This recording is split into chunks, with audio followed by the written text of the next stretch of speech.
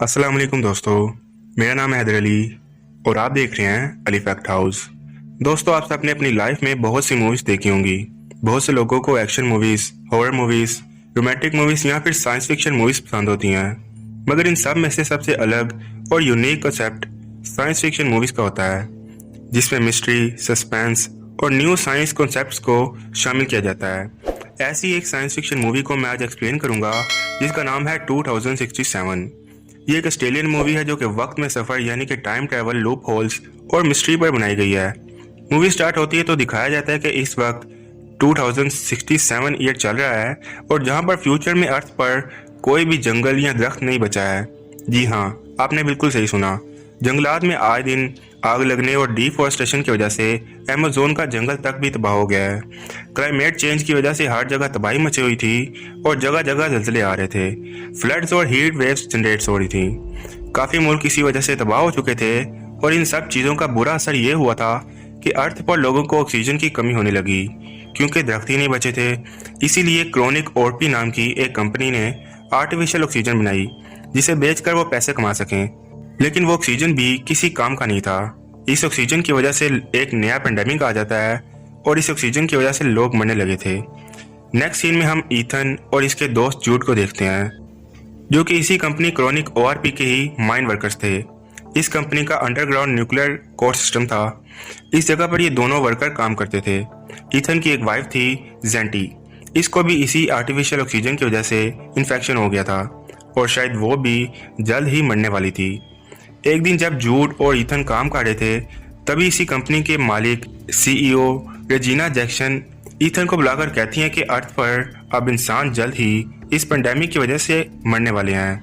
इंसानों को बचाने के लिए तुम्हें हमारी मदद करना होगी और ज़बरदस्ती उसे एक लैब में लेकर चली जाती है, जहां पर ईथन के फादर ने एक टाइम मशीन बनाई थी जिसका नाम था क्रोनिकल।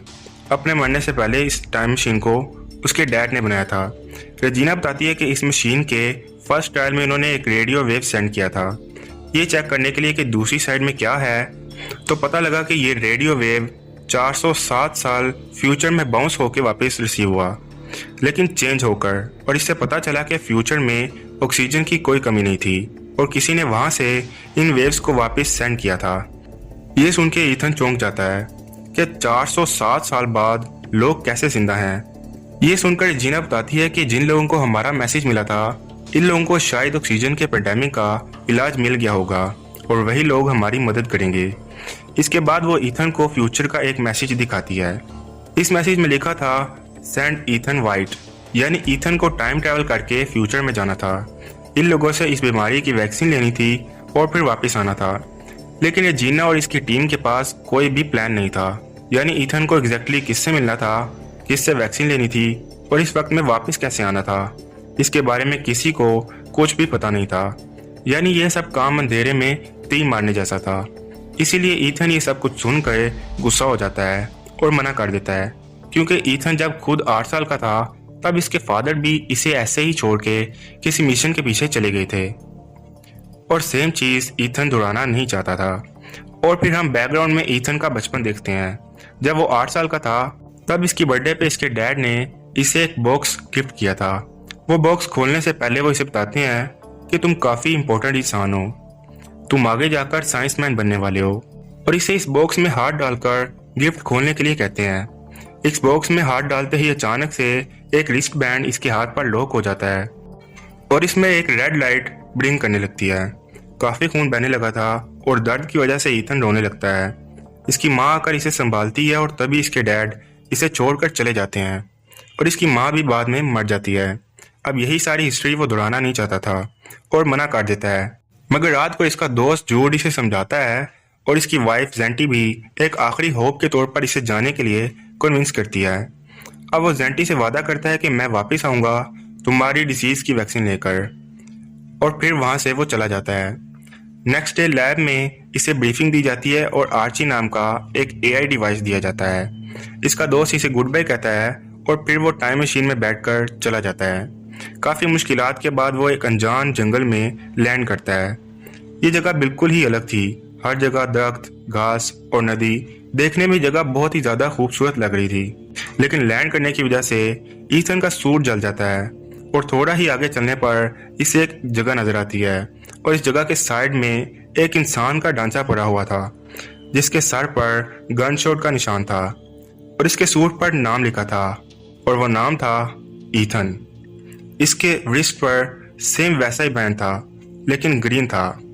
अब ये सब कुछ देख के ईथन डर जाता है और बहुत ही ज्यादा शॉक हो जाता है, यानी कि वो यहाँ पर फ्यूचर में मरने वाला है। सिर्फ इतना ही नहीं, इसके सूट में इसको एक पुराना आर्ची डिवाइस भी मिलता है और वो लास्ट रिकॉर्डिंग प्ले करवाता है।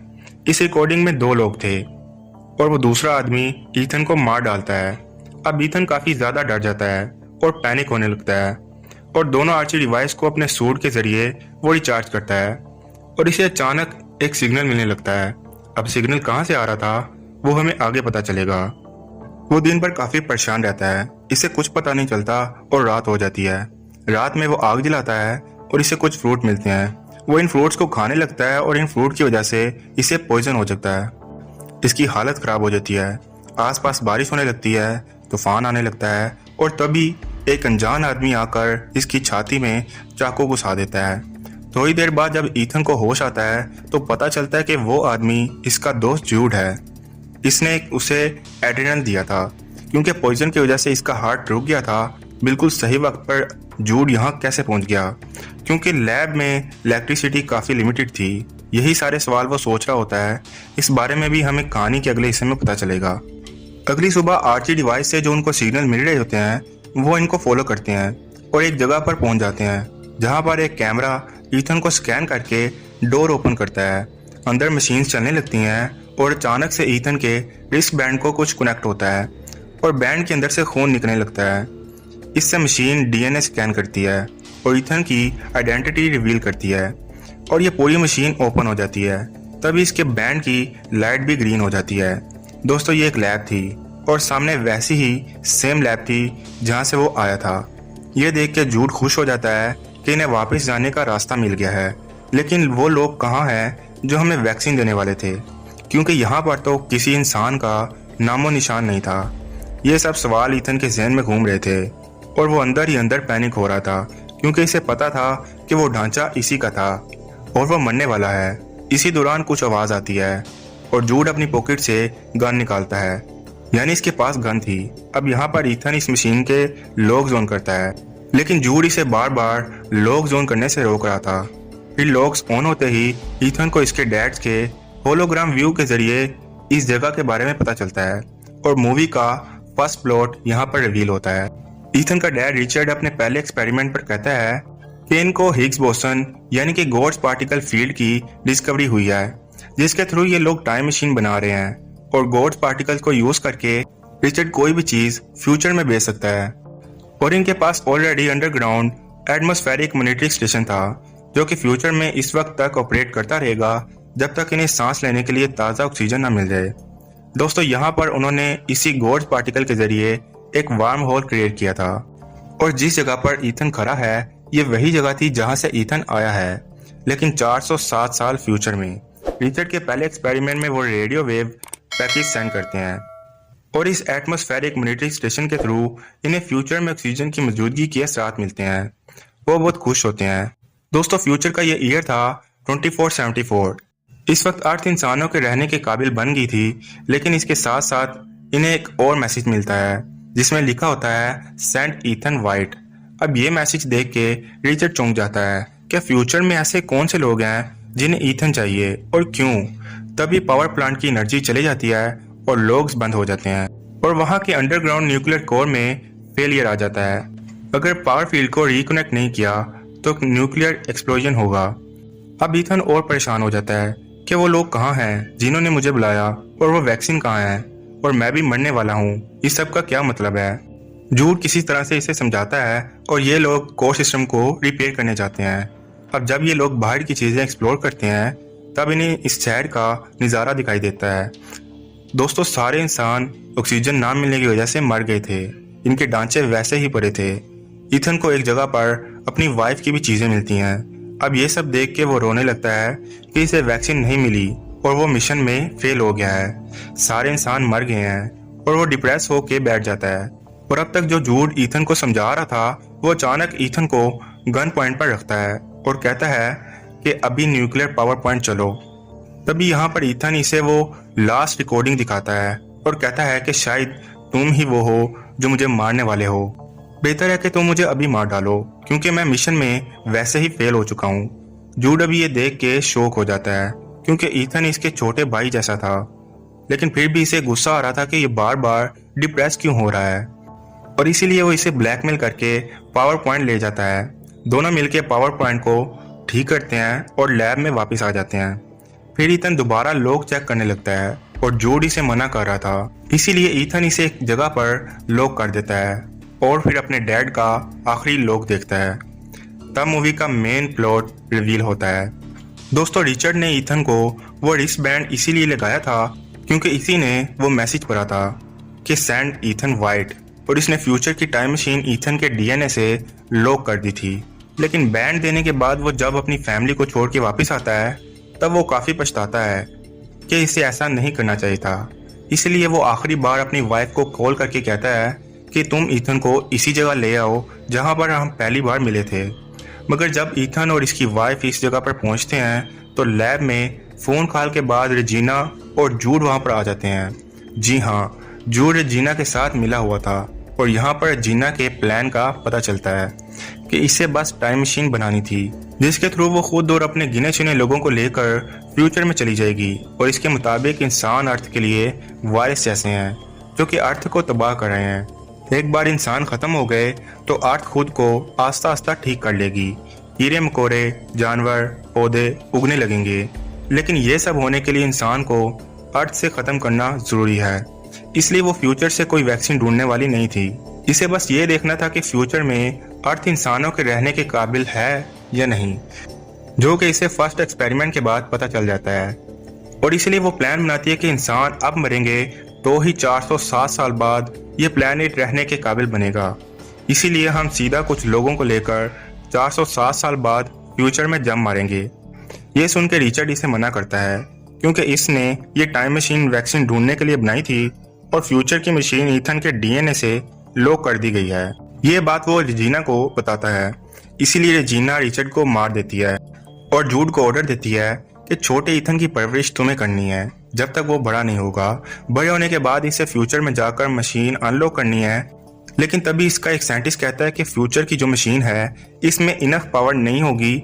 इसलिए वो डिसाइड करती है कि सही वक्त आने तक जूड और ईथन न्यूक्लियर पावर प्लांट पर काम करेंगे ताकि फ्यूचर में जाकर इसी पावर प्लांट को रिपेयर कर सकें, जैसे अभी अभी दोनों ने किया।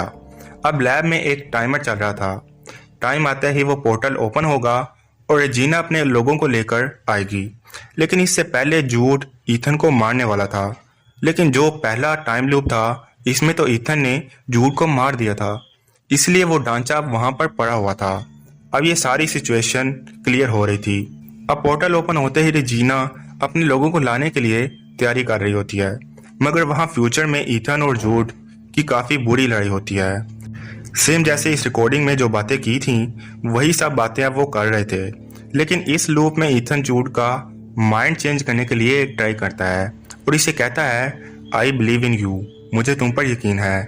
और ये सारी बातें सुन के जूड इसे नहीं मार सकता था क्योंकि ईथन इसके छोटे भाई की तरह था और फिर वो गुस्से में खुद को ही गोली मार बैठता है।